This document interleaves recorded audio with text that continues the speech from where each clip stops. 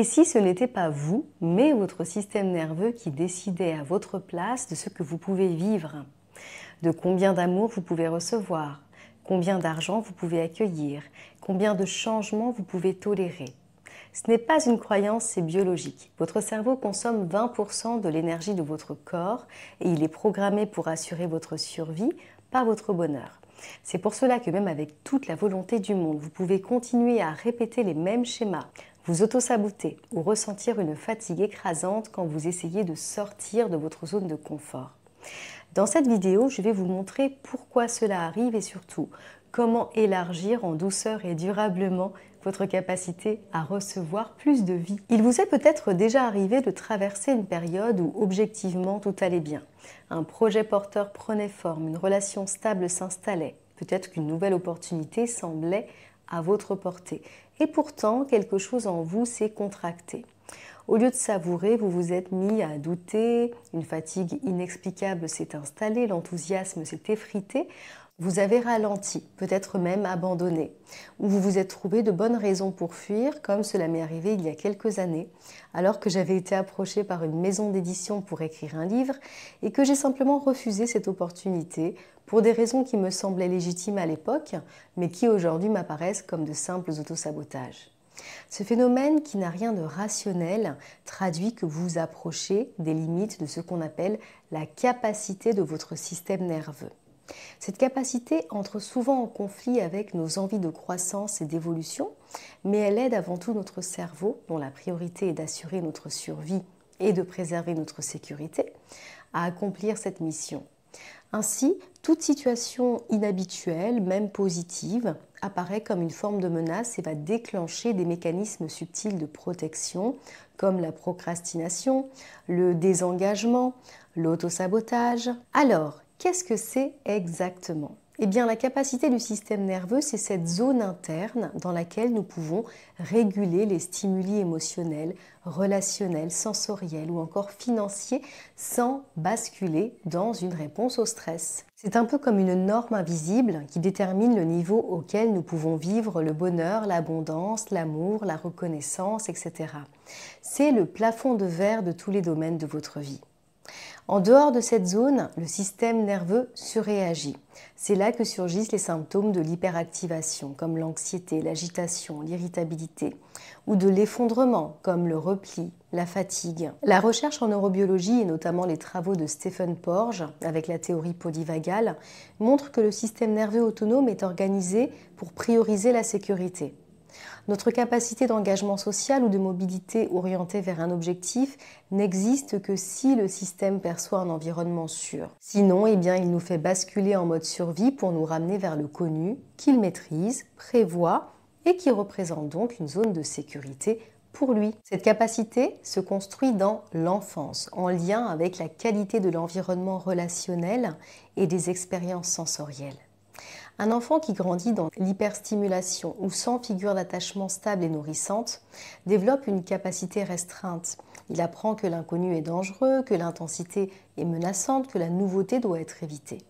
Mais il apprend aussi la place qu'il est sûr d'occuper dans le monde, à quel point il peut vivre ses émotions, à quel point il peut exprimer ses besoins, à quel point il a le droit d'être lui-même et le droit à l'erreur. À quel point il peut aimer et être aimé sans rien avoir à faire pour cela. Et tout ceci conditionnera son rapport au monde et aux autres par la suite, puisque le cerveau intègre alors ces paramètres comme étant la norme à suivre pour le reste de la vie. De cette norme, il va créer des croyances, des manières d'être ou de fonctionner, notre tendance à nous autoriser certaines choses et à nous tenir éloignés d'autres. En bref, c'est comme le figement neurologique, les autorisations intérieures que l'on se donne. Ainsi, notre niveau d'audace, notre faculté à penser à nous, notre assiduité ou notre aptitude à nous diriger vers des contextes relationnels sains est vraiment le produit de la capacité de notre système nerveux et relève de mécanismes automatiques et inconscients. Certains signes vous montrent que vous avez atteint les limites de la capacité de votre système nerveux. Lorsque vous revenez systématiquement dans les mêmes situations, par exemple des partenaires indisponibles, un plafonnement financier ou des schémas professionnels répétitifs.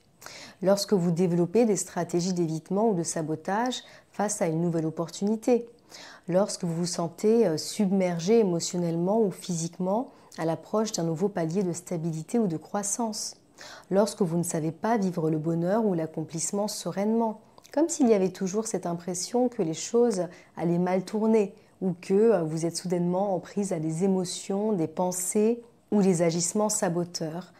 Ces manifestations vous montrent que votre cerveau ne se sent plus en sécurité et qu'une rééducation neurologique est nécessaire sous peine de ne plus pouvoir avancer. Pourquoi les approches classiques échouent souvent ? Je parle de rééducation neurologique puisque beaucoup de méthodes se concentrent sur le mental, croyances, volonté, affirmations positives. Mais le système nerveux ne répond pas à des arguments logiques, il réagit à des signaux de sécurité ou de danger et son langage est l'information sensorielle. Les coachings stratégiques peuvent aussi échouer puisqu'ils ne sont jamais adaptés à la capacité du système nerveux de chaque client.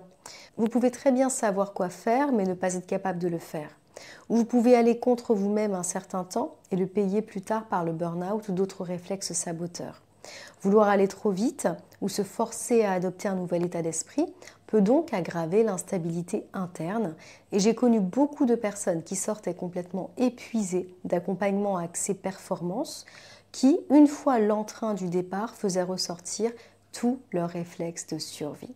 Donc comment agrandir cette capacité ? Eh bien, l'approche neurosomatique est la seule qui permette vraiment de remodeler la capacité de manière organique. Par des stimulations régulières, adaptées au système nerveux et à ce qu'il est capable de tolérer à un moment T, on enseigne au cerveau que ce qui était autrefois perçu comme menaçant peut devenir la nouvelle zone de sécurité. C'est véritablement une préparation à l'expansion.